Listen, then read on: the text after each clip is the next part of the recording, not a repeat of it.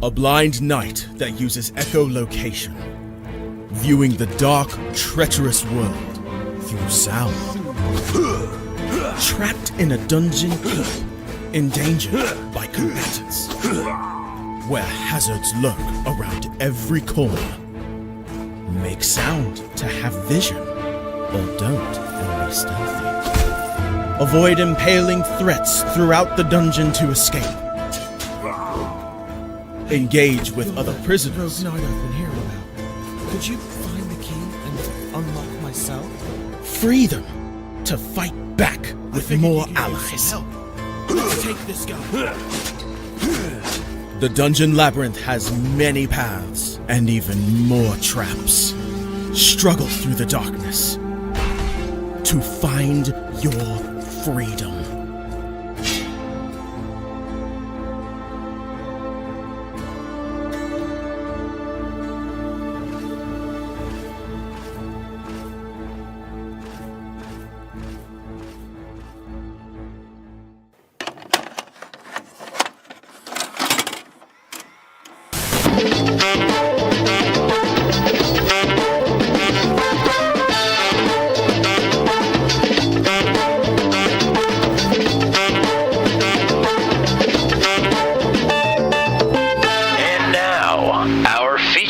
Presentation.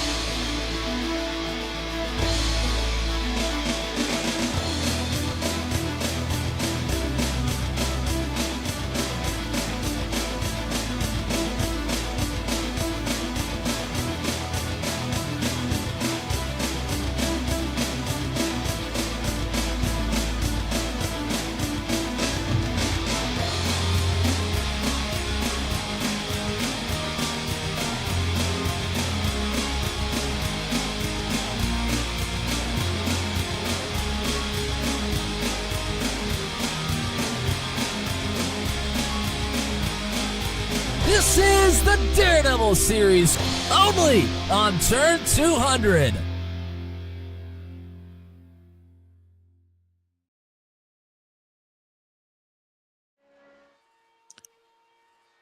We travel back in time to a simpler time, 2018. It's the fifth appearance for the Daredevil series in the fabled lands of days gone by, Pocono Raceway. Welcome to the Tricky Triangle. It's round number 8 of the 6th season here for the Daredevils. And it's Tommy Cook and Matt Williamson up here in booth 200. Partner, it's a staple of the Daredevil series. I guess if the series had crown jewels, this would certainly be one of them, but it's the Tricky Triangle with the Lotus 79. It's hard to top. Yeah, this is one of the big ones that the drivers always look forward to, or at least I think they look forward to. I know we always look forward to it because it's always quite entertaining, quite the chaos that seems to happen here around the triangle at Pocono. So, yes, the drivers are certainly looking to get after it, and a little bit of the Daredevil series of old. It always feels like a nostalgic feeling when we get here. I know they're starting to get rid of some of the legacy versions of tracks. Hopefully, since this is a little bit different than modern Pocono, hopefully this gets the green light to stay, at least until the Daredevil series is done somewhere down the line. But with about 3 minutes left to go in qualifying, let's go ahead and take a look at the point standings coming into tonight. And James Watson, as comfortable as he's been all season, on the top of the standings. Yeah, for sure. James Watson up well over a race over Brody Gunter right now. So Watson looking to go back-to-back for championships. But you and I both know how quickly things can change, especially at a track like Pocono where, it just takes one mistake from somebody to take out a lot of drivers. So this one, he's just looking to survive at this point. Gunter's going to have a good finish and maybe hope that Watson finds some bad luck his way. Same with Matt Schlosser, only 25 points behind Brody Gunter. So those two theoretically have the closest shot at winning this championship other than James Watson. Dakota DeMay, Kyle Allen there in the top 5. Joshua Rutherford, Christopher Hill, Rhett Nichols, J.W. Miller, and Corey Rutherford are in your top 10. Expecting Rhett Nichols and J.W. Miller to drop out of the top 10 this evening as they are both not here with 1 minute and 40 seconds left to go. As Paul Ellison will jump up a spot as he's the final driver to post a lap here. And he will move up to 6th. Brody Gunter, the only driver without a qualifying time. And it's Dakota DeMate, who will be on the pole for the 13th time in his career with the Daredevil series. That is the record. He continues to set it, pole after pole. I don't remember what I was just talking about, but we're happy to be here at Legacy Pocono. Oh, that's what I was going to say. Yes, so we're heading into one off week next week, and then, boy, we've got quite the stretch here for the final 5 races of the season after 60 laps tonight at Pocono. The off week next week will lead us into Dover, going to the Monster Mile for the very first time. Then it'll be our heat racing program at Bristol Motor Speedway for the second time in series history. Excited to get back there in a few weeks. After that, we'll be going to Legacy, Michigan for the first time in a number of seasons. Excited to get Michigan back on the calendar.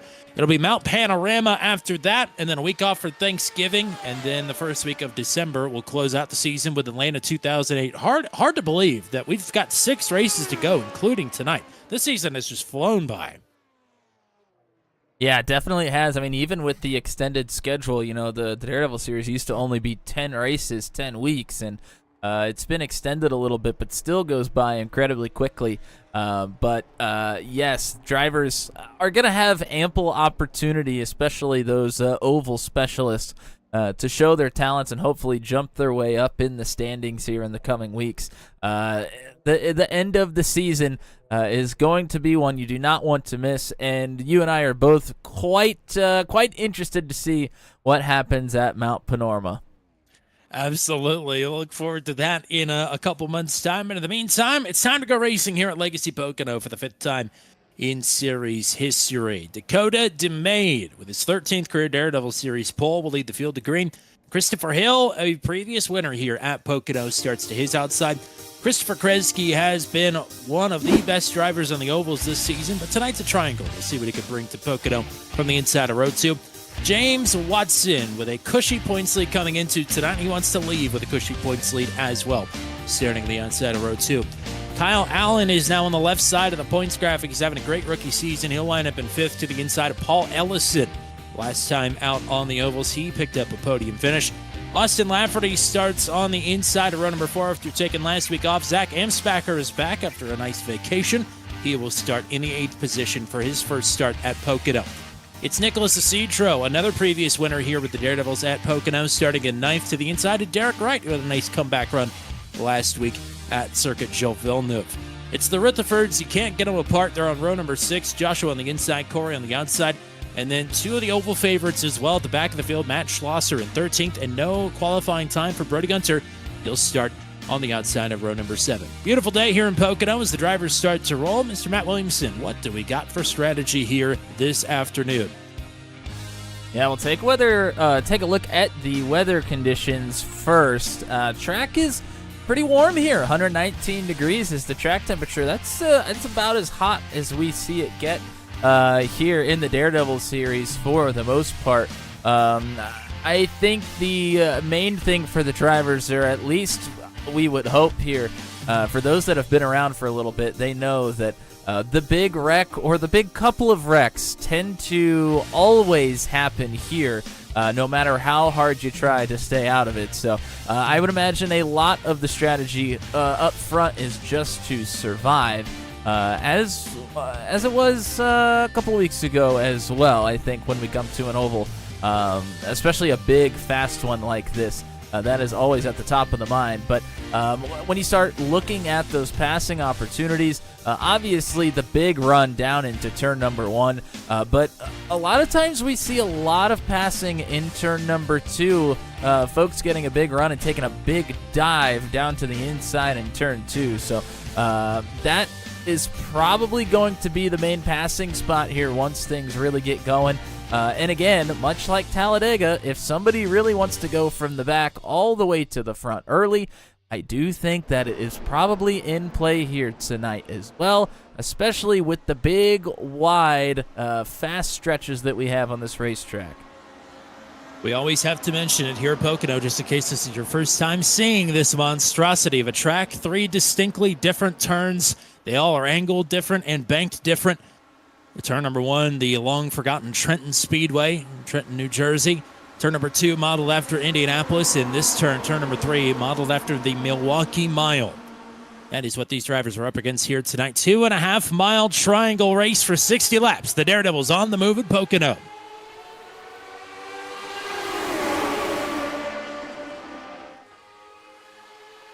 And the longest straightaway in all of NASCAR. Of course, this isn't NASCAR, but it is racing nonetheless.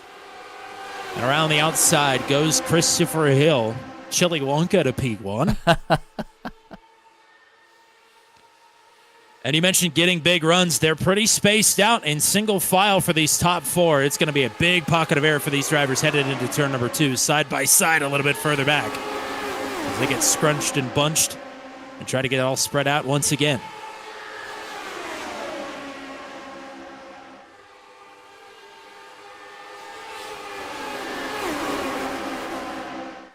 Kyle Allen trying to make up some positions on the bottom early. Not quite able to carry the momentum that other drivers are able to on the top side. Little interlocking there with Derek Wright as well, as Wright will prevail from around the outside. Hill leads the opening lap. Corey Rutherford now trying to get after it. To the outside of Allen.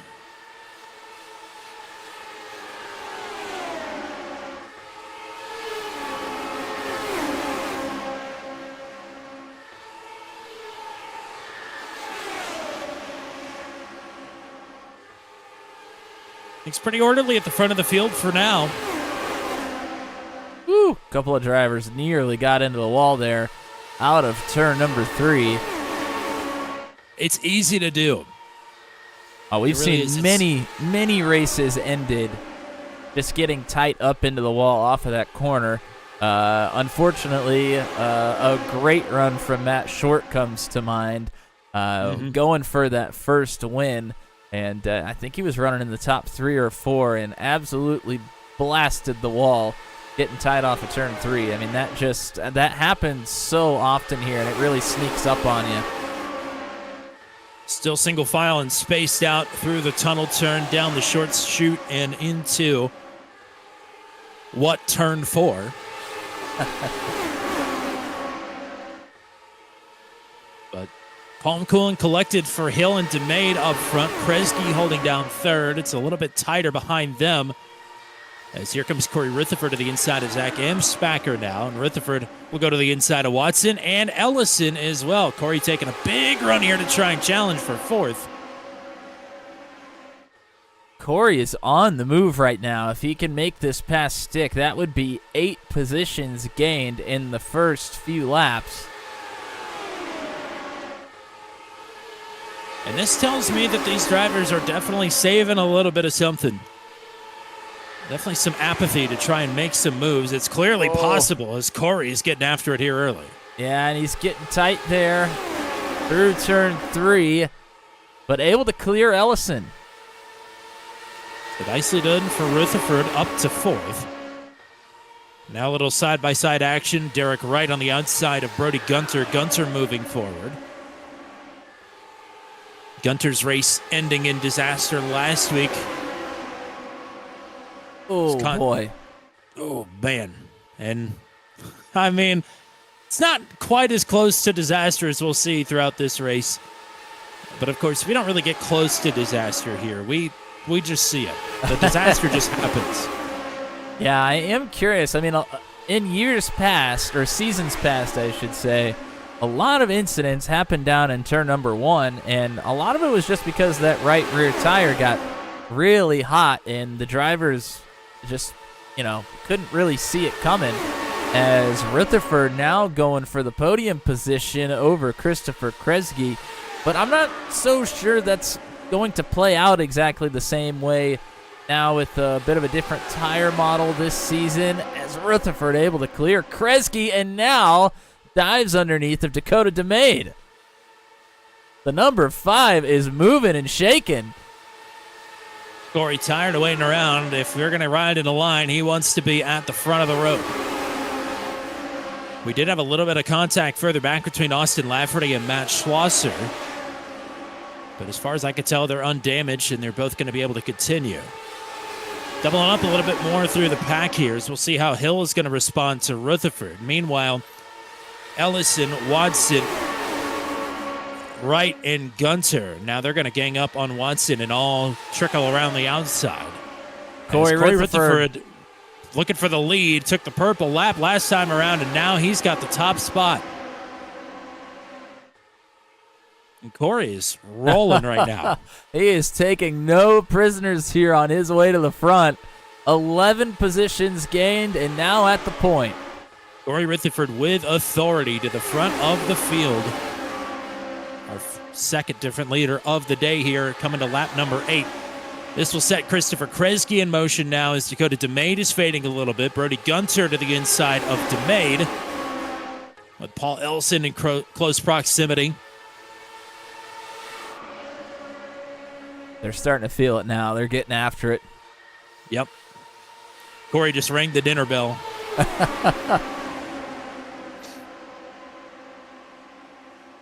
Kresge wrapping the rumble strips there in turn number 1. Will take over second from Hill.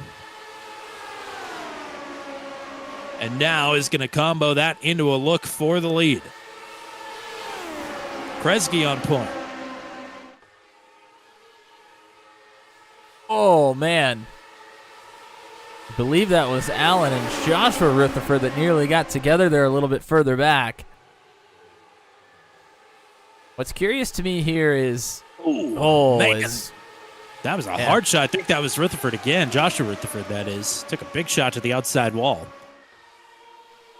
What's interesting to me here is points leader James Watson has decided he just wants to ride a little bit further back here in the pack. He's not interested in pushing right now. He's made his time in these races pushing it onto pit road if we have green flag pit cycles, which we've had quite a few of this season. A little bit smaller field size has allowed it for a lot more green flag racing. Man, that was awfully close between Allen and Ellison. Cedro making moves to the inside of Derek Wright. Wright going to prevail with a little middle momentum. Allen and DeMade, two drivers whose cars I keep confusing, side by side. And DeMade is headed backwards in a hurry as well. Here's a Cedro now with a dive to the inside into 1. Whoa! Cedro is right into the wall and down into a Cedro. And I think Wright will have some damage from that. I would imagine. So that was a pretty hard shot to the outside wall. I don't know how he didn't turn a Cedro there. He's still in a precarious position here. He still managed to get a run on Gunter. He's ratcheting up here from third on back. Kresge and Corey Rutherford continue to lead. Right now has a run, but has to get on the binders, and now is Cedro going to look back to the inside. All while Hill and Gunter side by side for third. And they're all catching the leaders. Hill diving down underneath there in turn 1, looking for second. Not able to get it, and now he'll be side by side, not able to get back in line. You start to see why the racing here is so dangerous. High speeds, huge runs, and not a lot of places to go anywhere other than the front stretch to avoid the accidents. Rutherford back to the inside, looking to regain the top spot. It washes up the track, though. Yeah, he Gretzky should hang on. touched the tiny little bit of apron there is down there and went right up the racetrack. Oh, here's Joshua Rutherford 3 wide. Brother And Joshua, clears- he's coming for more. Cleared a hill. It wasn't even an issue. And now that run stalls out.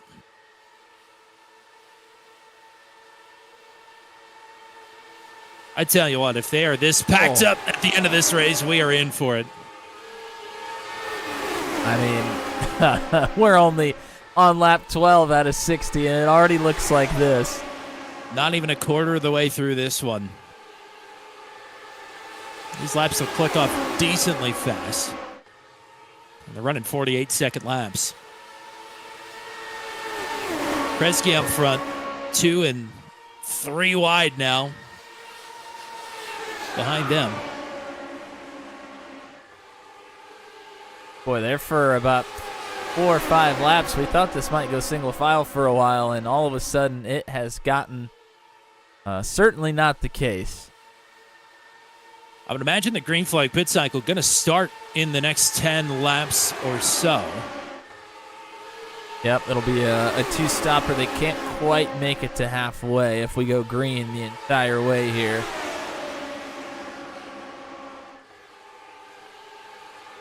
And the other thing, like you mentioned, we'll have to see. These drivers did take it easy early, but that's not to say that the right rear tire temperatures aren't going to creep up on these cars.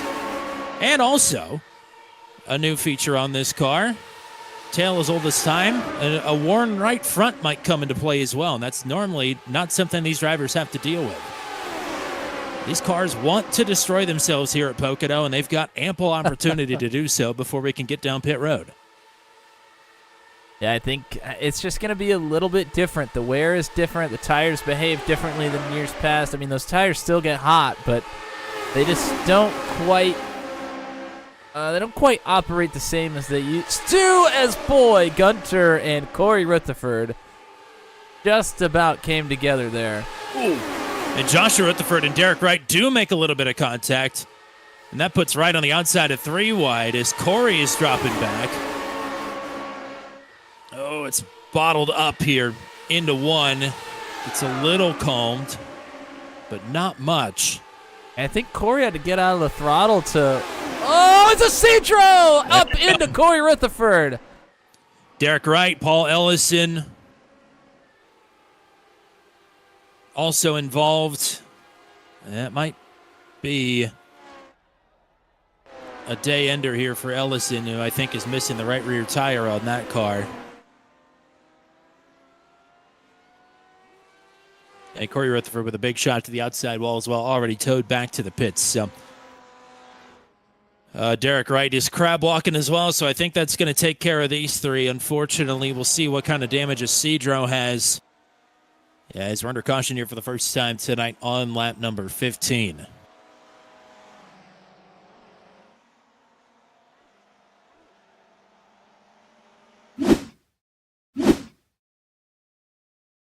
Yeah, let's take a look. Cedro down underneath of Corey's brother Joshua there. Cedro in the white and black. Joshua in that green car, and Cedro is going to wash up the racetrack here. Corey running 3 lanes up, basically. You can't really go much higher than that. Because if you do, it gets marbly, it's slick. You can't carry quite as much momentum. I mean, where Corey's at is about as high as you're going to run.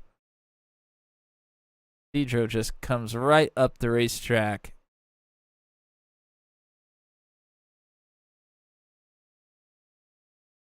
And then you see, yep, Corey comes right down into Derek right there. And Ellison trying his darndest to get down, nearly pulled down into the grass to avoid, but just was a little too late.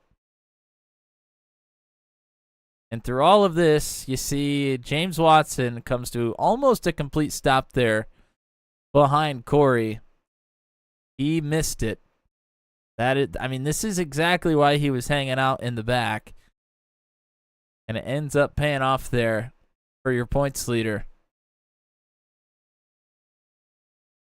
Let's back it up once more. We'll go on board with Isidro.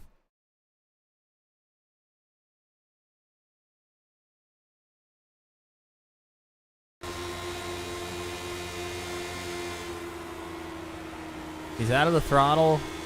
Gas is back up. Starts drifting. He's really cranking that wheel, but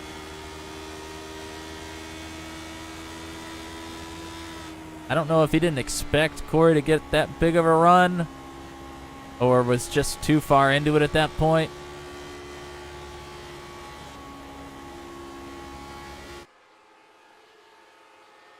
Either way, that's Pocono. We've been talking about it all night.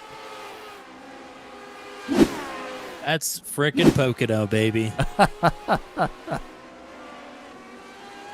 Unfortunately, that is the end of the night for Paul Ellison. Corey Rutherford, if his night isn't over, it's certainly, he's going to be way down in the finishing order this evening. Derek Wright made it to pit road. Austin Lanford with an extended pit stop here to repair some damage from earlier contact with Matt Schlosser as well. And but there verifiably 2 out. There is Corey in the chat. And yes, certainly had a good run going. You were putting on a show for us there.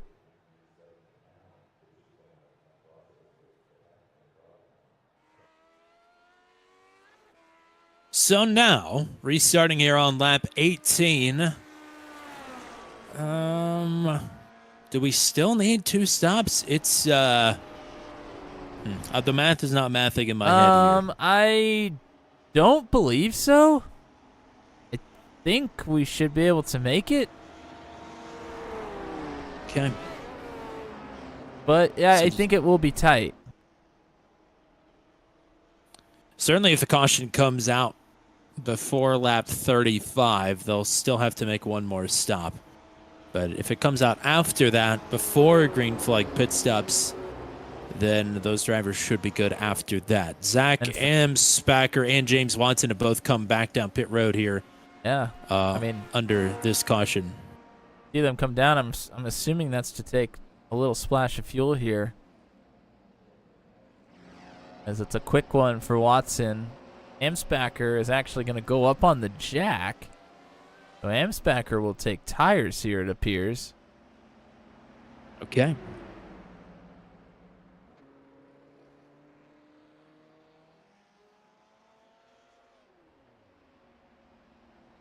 The numbers from Mr. Corey Rutherford indicate only 22 laps. I was thinking close to 25, so that changes things a bit. It certainly does. But I still think that puts us at a 1 stop.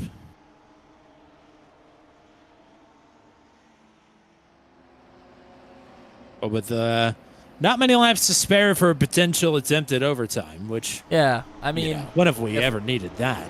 We went 22 laps, 2 22-lap runs from lap 16 when most drivers came down. That puts us right at the number. That puts us right at 60. Okay. Granted, of course, we have a couple of slow pace laps here to help out, but I like the play from Watson to come down and grab a little fuel. I think that could pay off in the long run here. Double file restart since it's a track 2 miles or larger, and Nicholas Isidro may have been our first driver ever to elect the outside. Using lane choice here. Isidro fires, we're back underway. That rule's been in place for 3 seasons now, and nobody's ever done it. Gets a good jump nonetheless.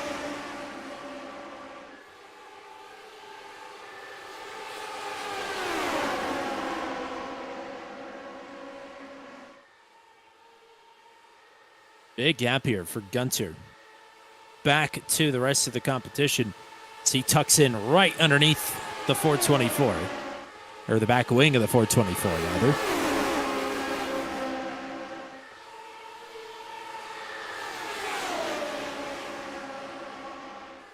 But he'll close that gap up pretty quick. And the whole field will be reattached. Whoa, Allen into the wall. I think that was Rutherford into the wall. Maybe not. I could be wrong. I think they both got in the wall. How about that? And Schlosser got loose reacting. Yeah, one may have followed into the other. It was hard to tell how much contact there was because Dakota Domain was right on top of them as well. Allen flirting with the wall again. They're out of one as Schlosser is now through to third.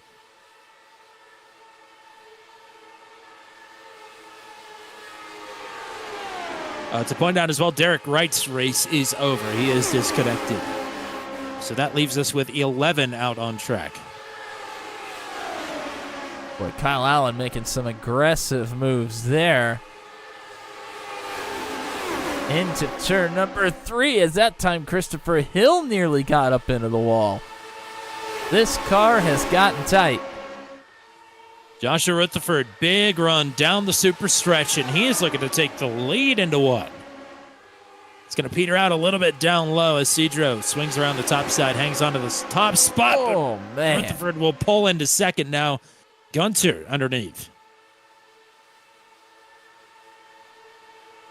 Here comes Kyle Allen with a big run into the tunnel turn. We are not slowing down at all here. Nope. Certainly not.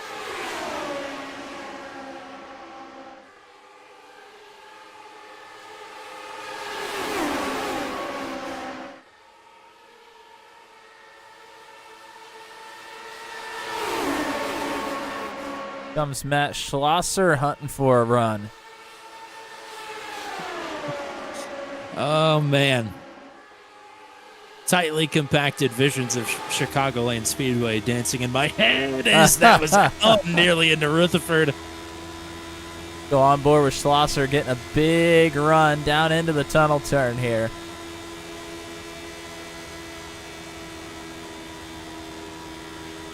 Joshua Rutherford takes the lead.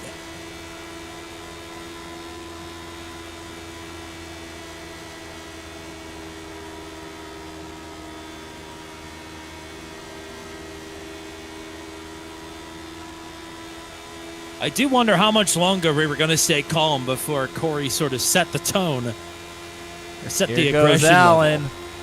Is Allen going to go to the inside of Kresge? Cedro is to the lead. Allen has to back out of the throttle. Tries to get back in it. Has to back out some more to stay away from Christopher Kresge there. And here's Rutherford once again into the tunnel turn, trying to take the lead back. Oh, boy, that was tight. Little slider. Oh, boy, Allen looking 3 wide. He's taking it 3 wide, but he's clear. To the inside of Rutherford, clear the 3 wide. Yeah, can he get clear? I think he was clear of Rutherford there for a moment, but doesn't have quite the amount of momentum running the bottom there as Rutherford did on the top.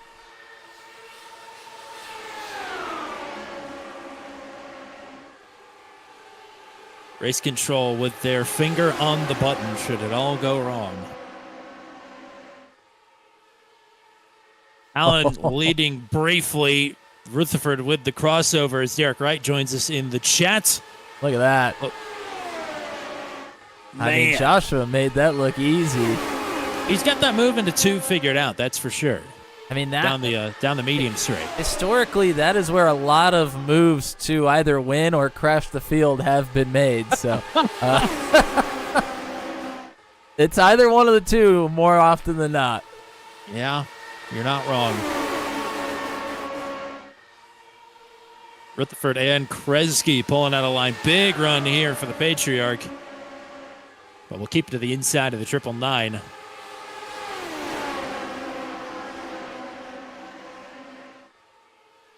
And Kresge thought about slotting back in line there, but Gunter fills that slot.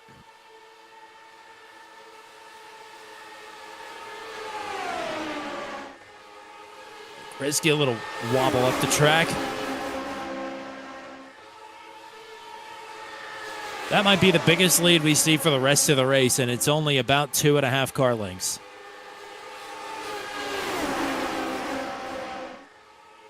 Okay, now it's a little bit bigger. Yeah, it kept extending there, but now they're going to get the run back to him. Half a second at the line as Allen is back in the slipstream unencumbered.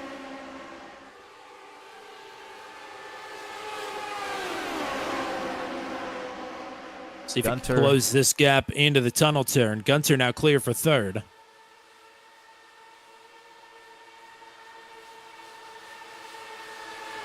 It's about the top 5, all really battling hard here. Everybody else from there on back is pretty content to ride for right now. Schlosser is making sure he keeps close, but he's never really tried to take a run. Isidro and Kresge nearly coming together there. That was tightly constricted on the bottom of 3. Well, never mind. Here we go. Schlosser going to take that run.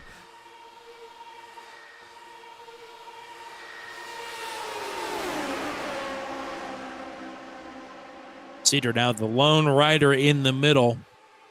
We'll see what that does for him here as he's back to the outside of Kresge.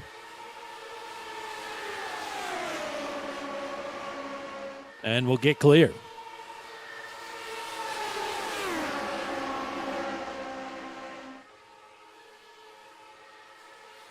A little jammed up there through 2. Kresge now going to answer back with a run.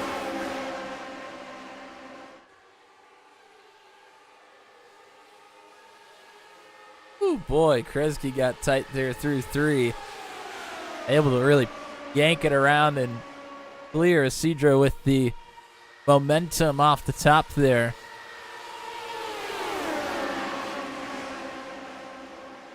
So Joshua Rutherford setting the pace up front. Allen and Gunter have not quite been able to reel him back in after he got out to a half a second advantage.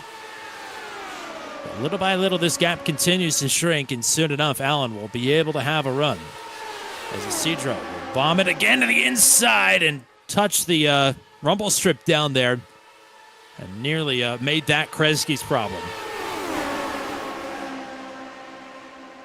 Look at that. Now Isidro is going on the offensive on the outside through turn 3. He's looking to get that big run down this long straight, and he will have it.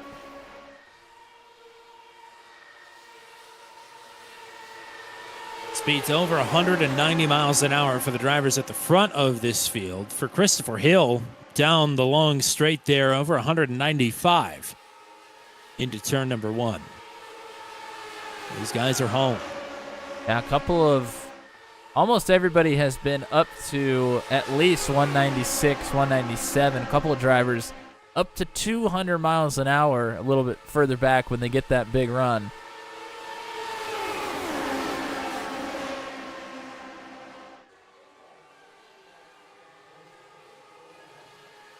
So we'll be eyeing lap 38, then to be comfortable on fuel to the end of this race. I'm not even sure that's comfortable, but that's the number.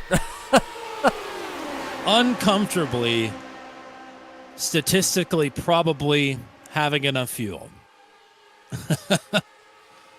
For James Watson, it's a little more comfortable as he came down for a splash. Came down pit road a second time there under caution. We think they can make it a couple more laps than that, but maybe not all that many. We'll have to see. Of course, there's a chance we don't even make it that far. Oh, here comes a move from Isidro looking to get a couple here. He's going to wash up the racetrack just a bit. 424 is keeping him honest tonight. As Charles Grove in the chat, good to hear from you. I want to see you back out here as well. Oh, man, that is just inches of separation there as Gunter is clear. And that was very similar to the incident that put Corey Rutherford out of this race. Gunter close to meeting the same demise, but lives to see another day at this moment. I think everybody is moments away from an instant death here at Pocono. From Joshua leading to Zach back there in 11th. Any one of them could find the same fate very quickly. Yeah, it's a shame that the series moniker died because if there was ever a place that really carried all of that essence, I think this might be it. A nice one and done for the tagline. Yeah. Of course, it definitely fit that Atlanta 2008 race perfectly as well. Yes, it did. It certainly did. Cedar this time backs off of a run. As Allen is caught, Rutherford. Joshua leading a lot of laps. He wants to lead the last one tonight and take his first victory here in Daredevil. I think some of these drivers might be comfortable just getting to the pit stop at this point. There's certainly drivers who feel more comfortable about their chances if this does become a little bit of a fuel strategy or track position via pit stop race. Of course, in particular, James Watson, who has had a couple of comfortable leads through green flag pit cycles this season. One of them went well. The other one did not. Yeah. Unfortunately. I'd say that. Mm-hmm. And I will. He'll say as much, too.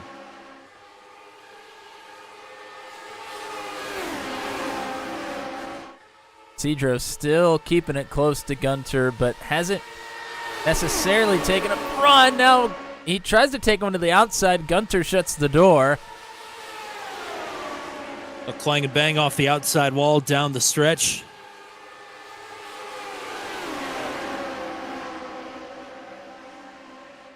Little touch of the wall at 195 never hurt the sidewall. No. It'll be fine. It'll buff. So again, we think less than 5 laps until we're going to start seeing drivers on pit road.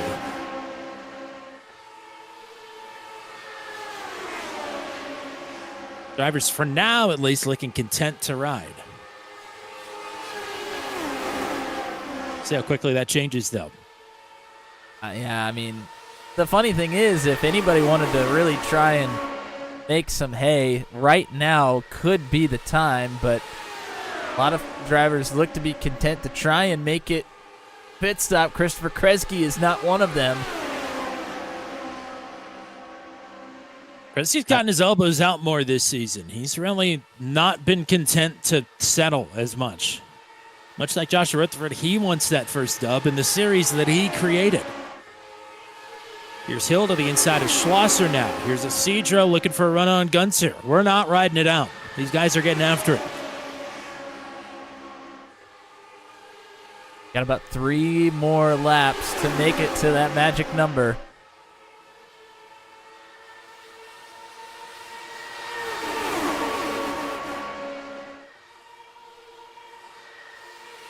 As the graphics will switch over to laps to go. Now inside 25 laps.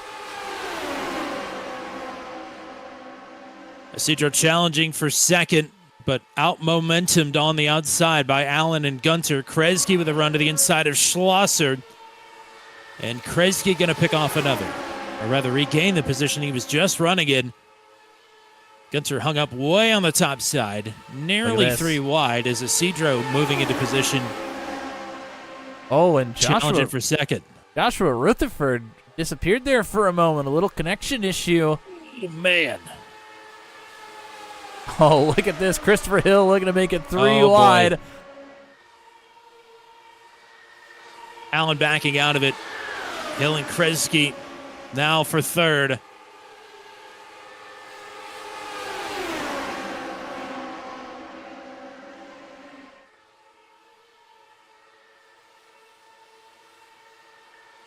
And here's Cedro for the lead. 424 back on top. Here's a big run from Kresge now to the inside of Cedro. How far will Kresge send it? Clear he's for a moment. Clear. But Cedro going to swing around the outside. Oh, boy. 3 wide. Hill, Gunter, and Rutherford interlocking wheels, all 3 of them.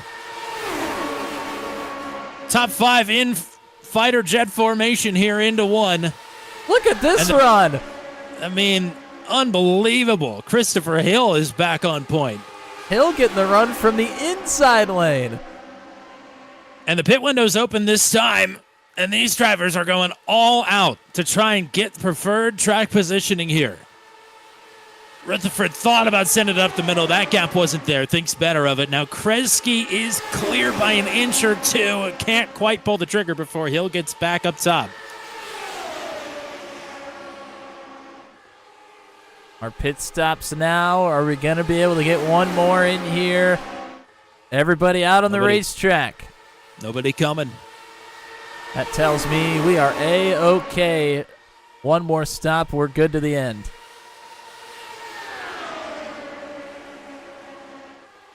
Like you said, still not quite comfortable, but I don't think you can be comfortable here at Pocono.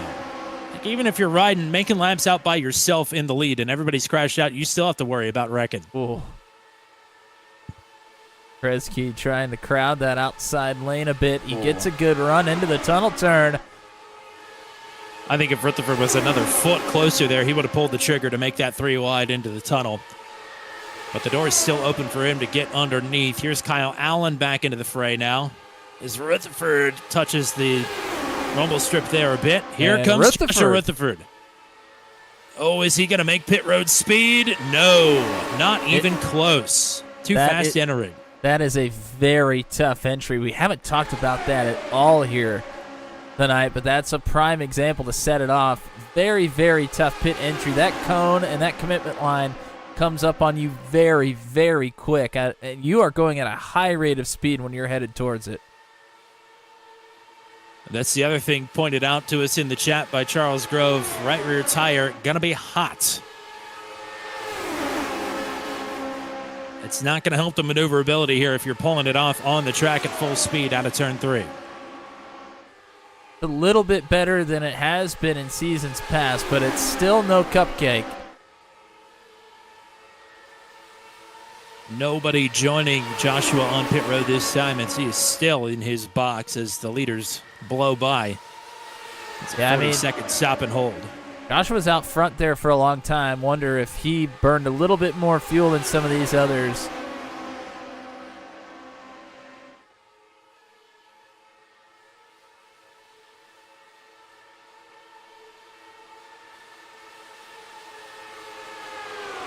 So Cedro, as Rutherford now has served the penalty, will rejoin the track. And like he says in the chat, we'll definitely need a caution. Kresge back on point. We'll see if anybody's coming down this side. Kresge's coming. Large majority. Oh, Kresge. No penalties. No way. No penalties. Wow. But they are certainly mired in traffic here. It's Christopher Hill leading now with the two drivers who topped off under caution on the one to go, James Watson and Zach Amspacher, who have just been riding at the back of this line the whole time. But the 101's been up here in the mix. Can't imagine he can make it too much further.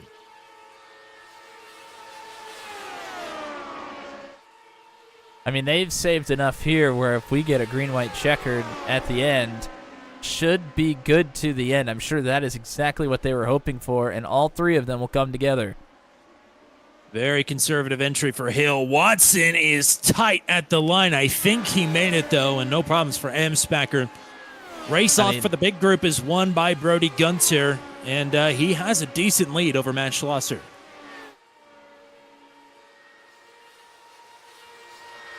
Gunter out 2.5 second gap over Schlosser. Schlosser, Cedro, and Christopher Kresge all together there. And we've seen this play out before. If Schlosser, Cedro, and Kresge don't get their act together, Gunter could potentially run away with this thing. Hill and Amspacher are tight out of pit road, and Watson is not too far behind. Gunter goes through. I think these guys might slot in right in between the two groups, which is good news for everybody from Isidro and Schlosser on back. If they could get a little daisy chain going here. Yeah, I mean, Hill and Watson know the gig as well. if they need to try and catch Gunter. And Schlosser and Isidro and Kresge are doing exactly what they need to do here. They're rotating the leaders in and out. They may be close enough, Hill, Amsbacher, and Watson might be, that they don't necessarily have to take that approach. We'll see down this big, long straight. I will say, if Schlosser, Isidro, and Kresge can catch up, I think everybody from Kyle Allen on back is out of the running here. That'd be Allen, DeMade, Lafferty, and of course Joshua Rutherford as well with the penalty is a full lap down. So he'll be rooting for a caution. Who's to say he won't get one? They are losing a bit of time to Gunter here. Watson is trying desperately to get to Hill. He knows what needs to be done. They've got more energy now in the pack as that second group has caught up. So we'll see if Watson and Hill like to bump draft or if they're going to rotate in and out. Or if they're just going to try and ride it out. If you can get to about a second, you'll start to sniff that draft. But right now, they're at a second and a half, and like you said, they're losing time. Yeah, I mean, they were at a second. They were at 1.2 seconds. It was up to nearly 1.5. They gained a bit of time there, but not much. I mean, it is going to take them potentially this entire run to try and get to Gunter. And this side-by-side is not helping things either. Need a little bit more cooperation.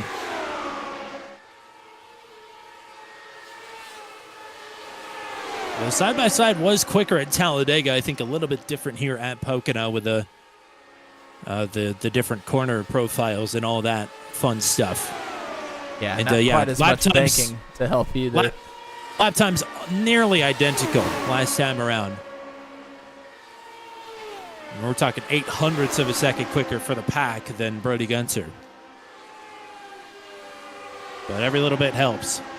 These drivers, I believe, are going to be coming up to Joshua Rutherford at some point. And that is going to be bad news because Rutherford could very well stay in front of Gunter. And we have tell him along. Have some calling over the radio asking for some cooperation from this second group now.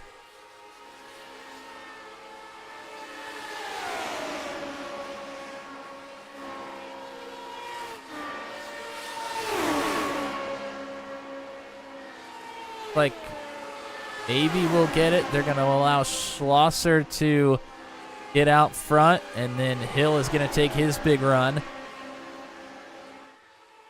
Yeah, if they can keep rotating in and out like this. But Schlosser isn't really letting Hill back into line. And now Gunter is within draft range of Joshua Rutherford, I believe. So that is not going to help this second group at all.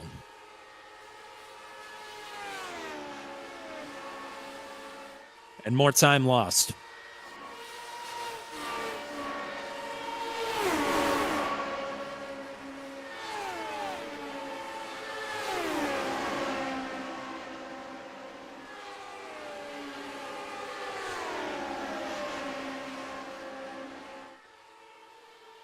Yeah, there's just not a lot of order here. Hill and Schlosser are doing what they need to do. Yeah, but it's just not enough right now. I think they need some help from those folks in the back, maybe allow the third car back to get a huge run and continue to pull that line maybe. Gunter is firmly tucked up behind his, I guess, quote-unquote teammate, although there are no teams here in the Daredevil series. They are chatmates. They are chatmates, yes, indeed. But Gunter, I mean, ran a personal fastest lap last time around. That was just about half a second quicker than the second group. So, I mean, it is firmly in Gunter's control right now with 12 laps to go. Now that Gunter has caught right up to the wing of Rutherford, I don't think he'll be able to run that quick of a lap time, but if he can just stay even on the lap times, that's enough. 48.5 versus 48.4s for the pack. So to your point, a little bit of time gain. All they need to do is get to a second. They just need to make 9/10. And Watson now is going to get in this rotation.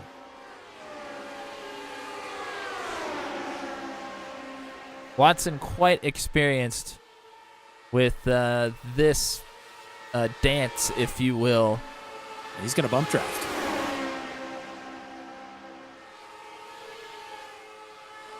They match sector times. This is an interesting strategy. The thing is, if you try it for a lap and it doesn't work, you can bail on it and go back to the old strategy, but it's probably worth a shot. Yep, I'm agreeing.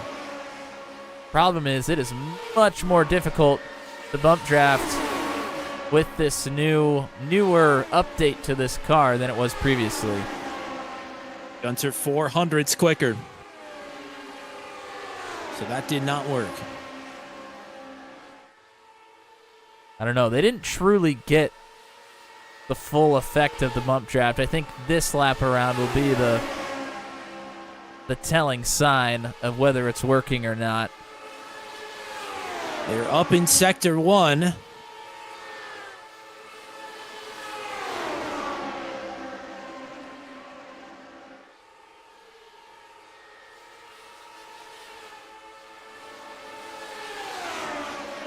And a 10th up, down to 1.9.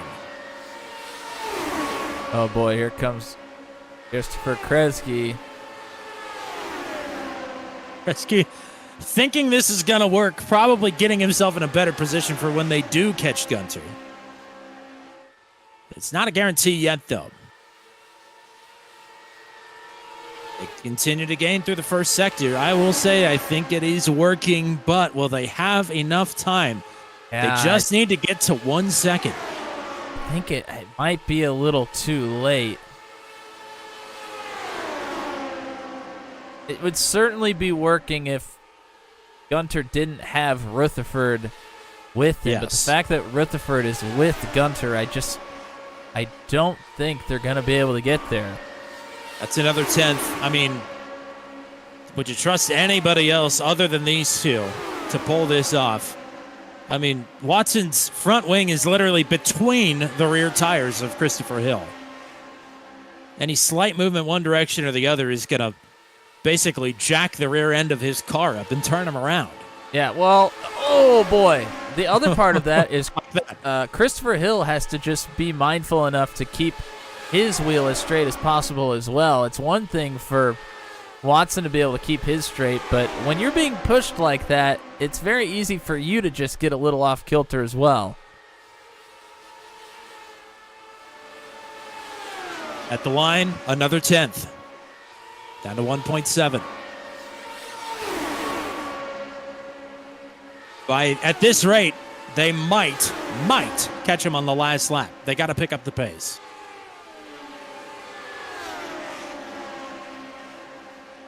If Rutherford wanted to make this interesting, he'd drop the parachute right now.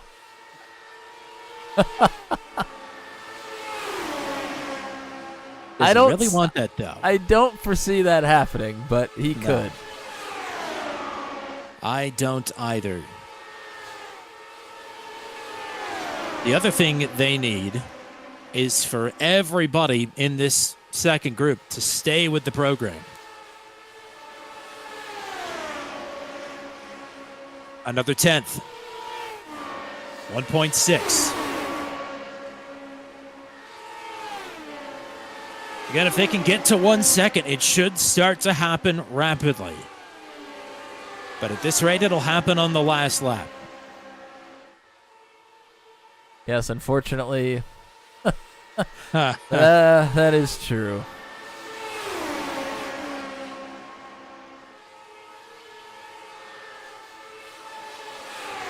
It's a rainy day in May.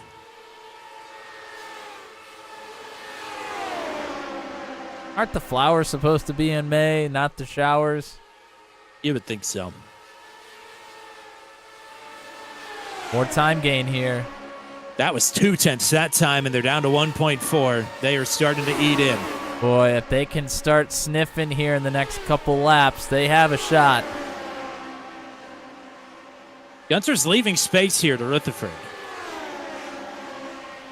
I'm sure doesn't want to jeopardize bringing a caution out more than anything. Oh my goodness. Right there. Hill saves it, and I don't know how. Now Watson will lose his help, but they've still made time, believe it or not. They have lost some, but they made some. If anything, it'll be break even. We'll see here at the stripe. That was a wash. 100th gain. 1.4 seconds with 4 to go. I mean, they still have a real shot at it if everybody can just still stay with it. In the melee there, Matt Schlosser picks off Christopher Kresge for 4th.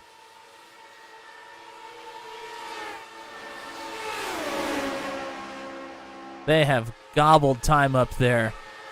They are at the draft range. They are close. It's Oh, going to boy. start happening. If they can keep all 4 wheels on the ground here, it's going to be a very interesting run to the checkers. They have to make sure everybody behind them doesn't get antsy and everybody stays patient and in line here. 3 laps to go. It is 1.1 seconds at the stripe.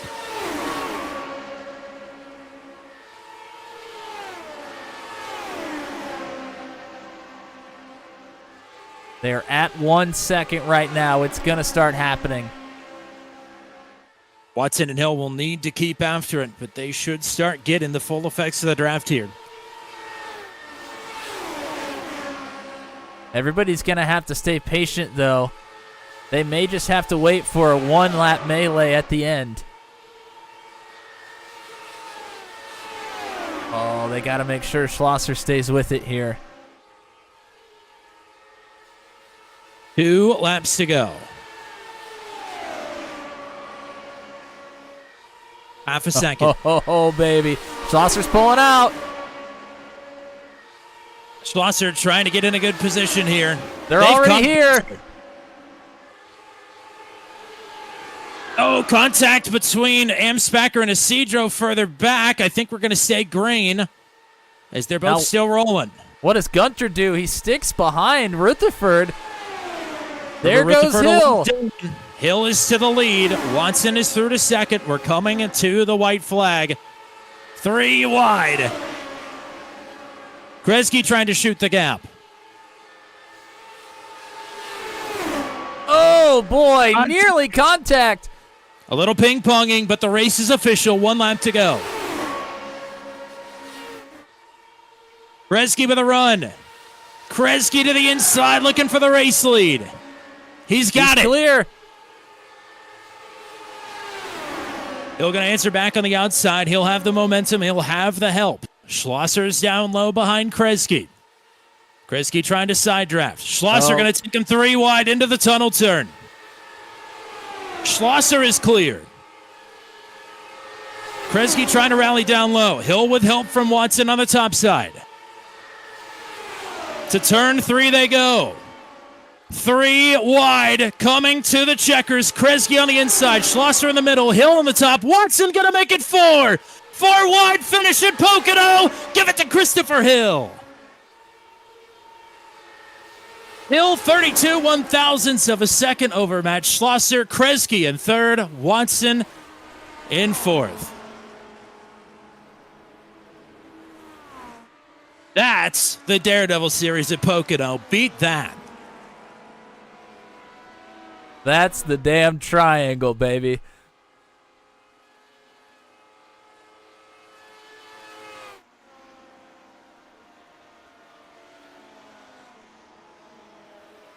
I can't even believe that they were able to make up that time. And by the time they actually had a strategy that worked, they had like 9 laps to go.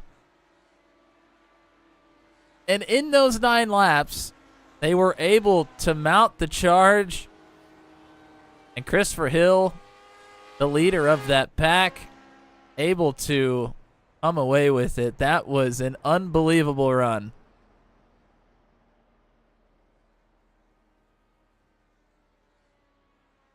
And Christopher Hill is now back on top of the all-time wins list with his second career Pocono victory. That is win number 8 in the Daredevil series.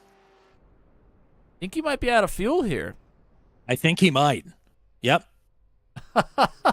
Wow. So leading that second pack, that is, I mean, he had half a lap of fuel left. Wow. That was awesome. Man, Pocono's awesome. This is my play to iRacing. Never get rid of Legacy Pocono.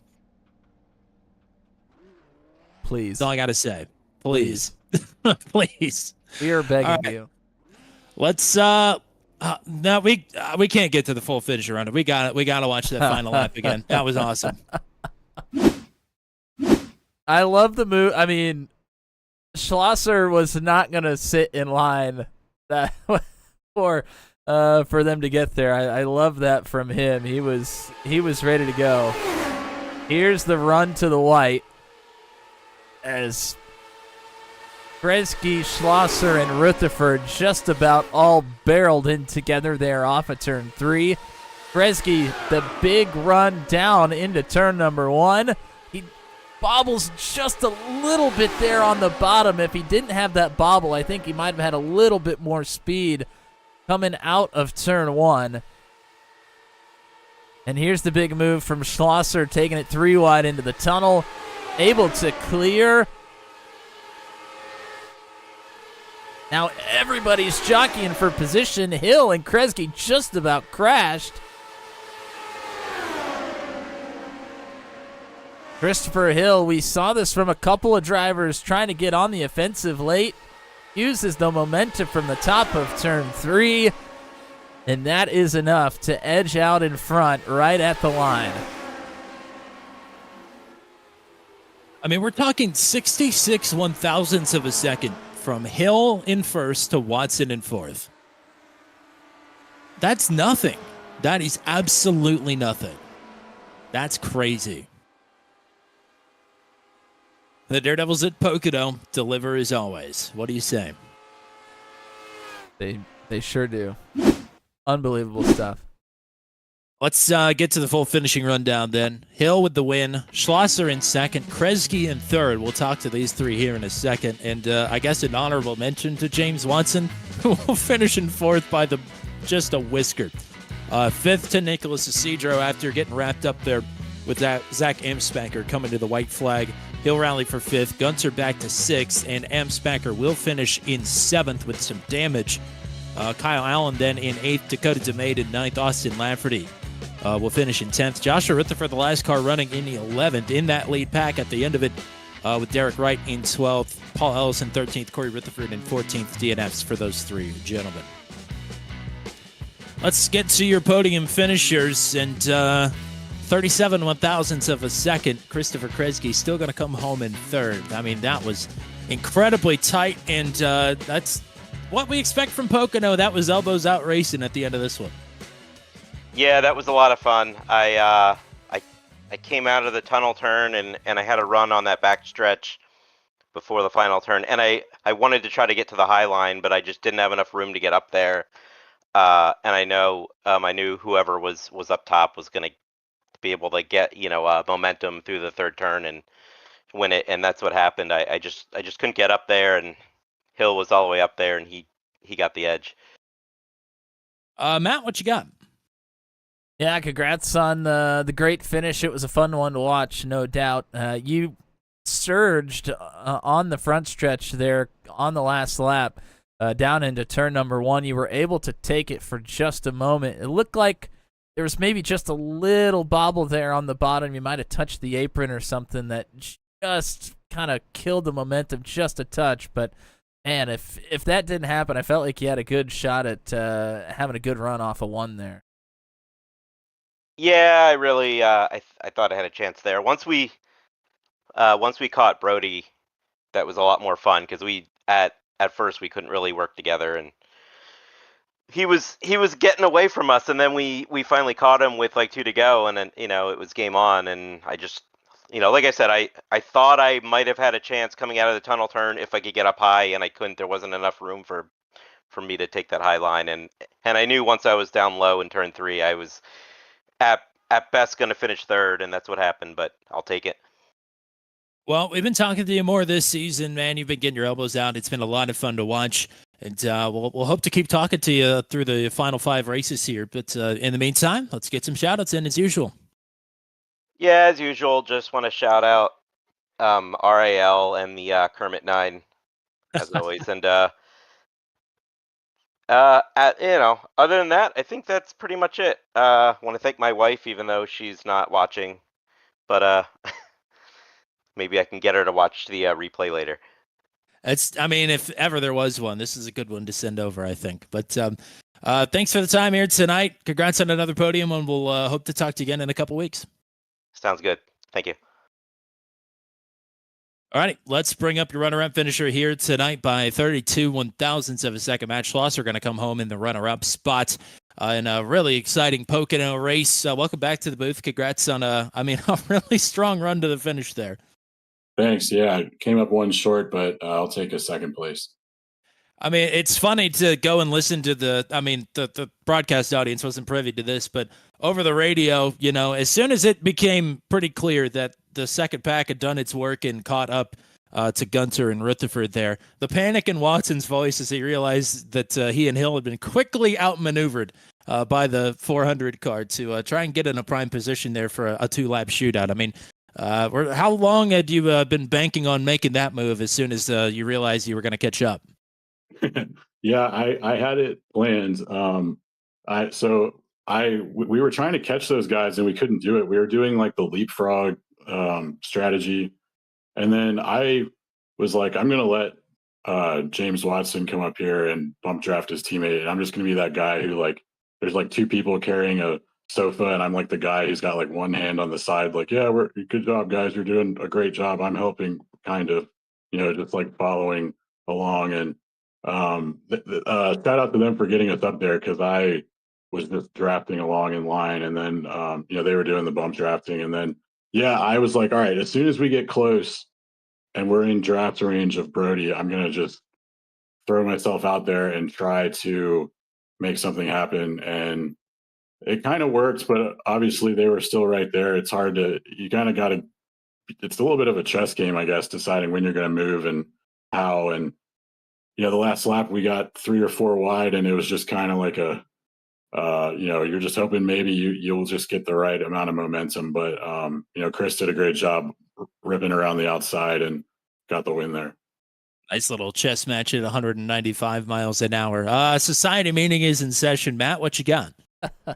Yeah, congrats on the good run there. It was certainly fun to watch.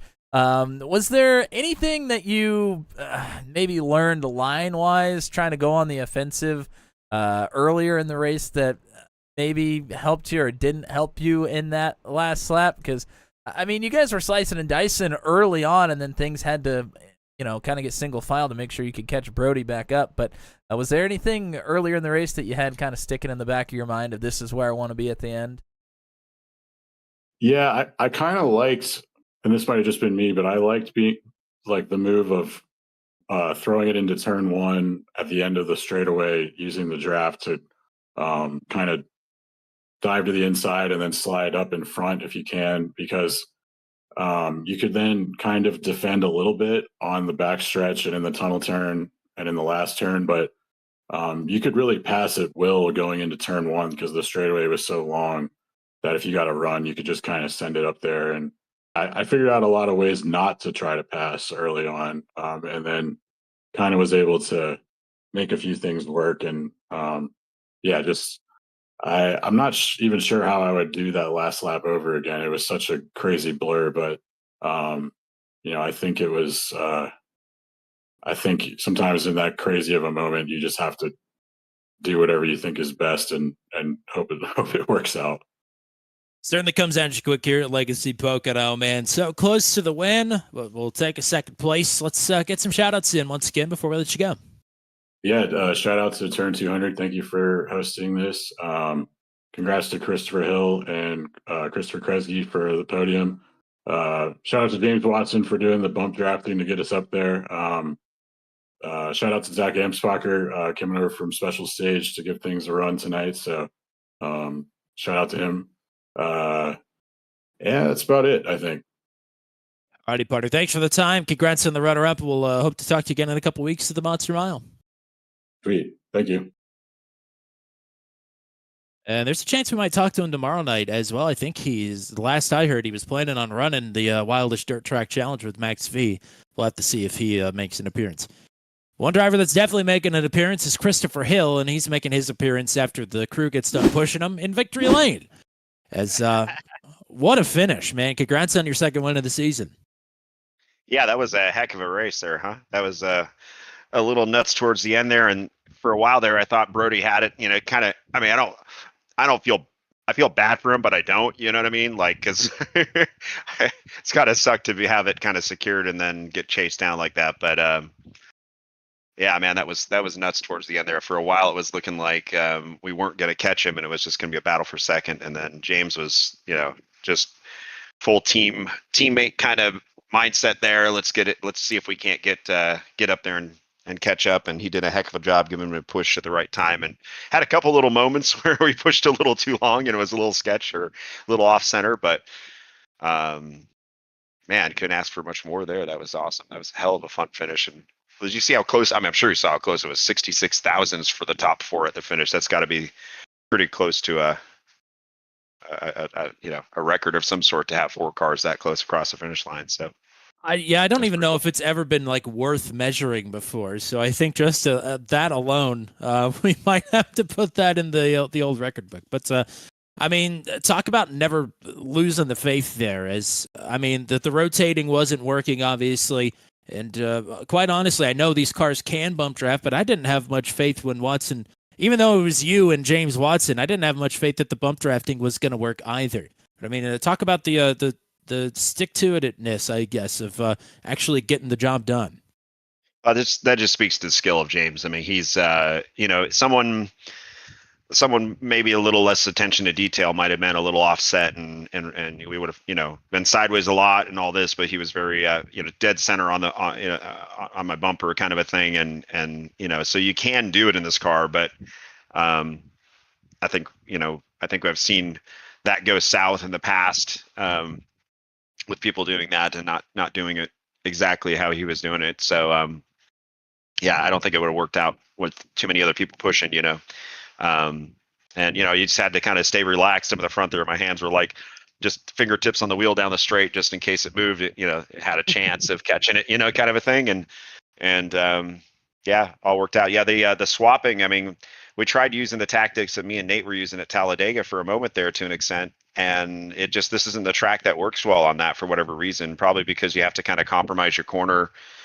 Maybe there was a way to do it, but it just wasn't working. And then you add in the fact that Joshua was right in front of Brody the whole time, and it was giving him enough of a tow that he was also going a little faster than he would by himself. And that was it was pretty intense. So happy it all worked out in the end, because that was a fun one, and surprised to get the win there, because it got a little three wide-ish towards the end there, and I didn't even know if we were going to make it to the finish line, but it all ended up working out, so I'll take it. Matt, what you got for the race winner?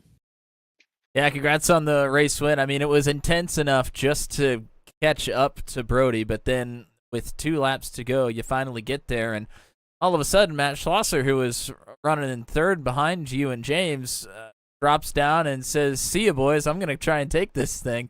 And I think Christopher Kresge was right there as well, vying for the win on the last lap. You guys finally get there, and then it's just kind of a melee to try and get some sort of track position there. I mean, did you have a line that you kind of had in mind that you wanted to stick with, or was it just kind of I have to kind of take what I can get here? To an extent, it's kind of you got to take what you can get. When they went low out of turn 1 and I could stay high, I actually was kind of happy with that to an extent, because sometimes you can keep the momentum up around the outside a little more. And I felt like maybe if I had to pinch it off a little bit more, I might not have the run. And that ended up being what kind of ultimately got me to the line first is, in that final corner, they were low enough and I was alongside enough and left, thankfully respectively left a lane enough that I could take the run somewhere. And it was enough to get there. But, yeah, I don't know. You just kind of roll with it as it goes. If it opens up, you kind of take whatever opportunity and just try to do the best you can with it. And kind of got fortunate there that it ended up being the right line.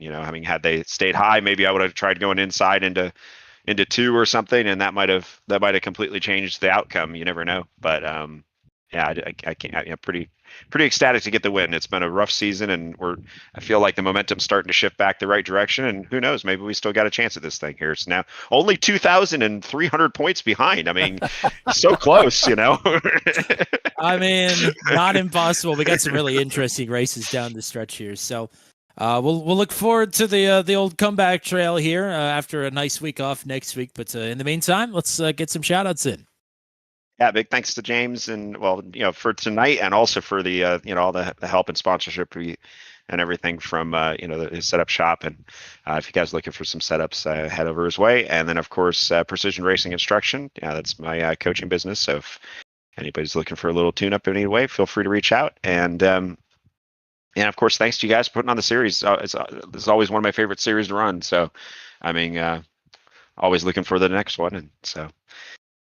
Yeah, see you guys next week, and thanks for everything. Absolutely, partner. Go enjoy this one. We'll talk to you again here soon. Sounds good. Right. What a race. That was awesome. Yeah, I mean, I'm sure we could look up what the closest top 4 finish has been, not just in the Daredevil series, but on the channel. I guarantee you it's more than 66 1,000ths of a second. I mean, that's pretty damn close. So, What a run to the finish here tonight. What a night at Pocono. I mean, just when we thought they were never going to have a chance to get there, I mean, the hero of the race who didn't even get an interview, what really was James Watson. I don't know anybody else that could have pushed in this car for that long. I mean, we kind of talked about it a little bit there during the race, but I mean, this car is more difficult to bump draft than it used to be a couple years ago. I mean, for him to be able to stick with it for that long and not cause any sort of an incident, I mean, that is an absolute masterclass there from Mr. Watson. So, I mean, hats off to him for even getting the group to that point. But once they got there, it was classic Pocono, no doubt about it. Earlier in the race, also classic Pocono in the Daredevil series. It was a fun one, as it always is, and hope that everybody out there in the chat enjoyed it. We had Joshua Rutherford, Charles Grove joining us in the chat. Awesome to see them in the chat. Hopefully you'll get back out and get in some races with us. Would love to have you back in the field. Shout out to Derek Wright, unfortunately taken out, but hopefully you enjoyed watching the end of that one. Corey Rutherford, the same unfortunate demise in that incident as well. So thanks everybody that was tuning in and watching here tonight. Greatly appreciate it. And don't go anywhere this week, because we have some spectacular dirt racing action on the channel tomorrow. You don't get that very often. No, we certainly don't. We're going to get it a little bit more down the stretch here, but tomorrow night will be a nice little teaser for everybody. It's the Wildish Dirt Track Challenge for the Max V CNC Home Designs Truck Series, only the second dirt race in series history. Joshua Matichek will be leaving the booth to go out and compete in his first Max V race tomorrow night, and Matt Williamson will be rejoining the Thursday night crew. Yeah, so catch us there at 9:15 p.m. Eastern Time. And then next Tuesday, the Venom Truck Series Night of All-Stars at Slinger Super Speedway. Oh, baby. Be sure to watch the Venom All-Star Race and All-Star Open to kick things off at 8:15 p.m. Eastern Time next Tuesday night. And a reminder, the Daredevil series is off next week. We'll be back in 2 weeks for the first time in series history at Dover. And to point something out as well, James Watson with a 1,000-point lead now over Matt Schlosser, who moves up to second in the standings for the first time this season. And Christopher Hill is not 2,300 points behind like he said. That would be ridiculous. He's only 2,275 points behind. So, Yeah, but he'll definitely making up a lot of points. It's going to be a really fun final 5 races of the season. We'll hope that you'll be a part of it in any way, whether that's in the chat, watching along at home, or whether you will be out on the track. We'll hope to see some folks make their way into the Daredevil series here to close out season number 6. That's all we got for you here tonight. Thank you to the drivers, and thank you to Mr. Matt Williamson as well. That's all we got for you here tonight. So we meet again from Legacy Pocono. I'm Tommy Cook saying so long, and congratulations to Christopher Hill on his 8th career Daredevil series victory, his 2nd of the season.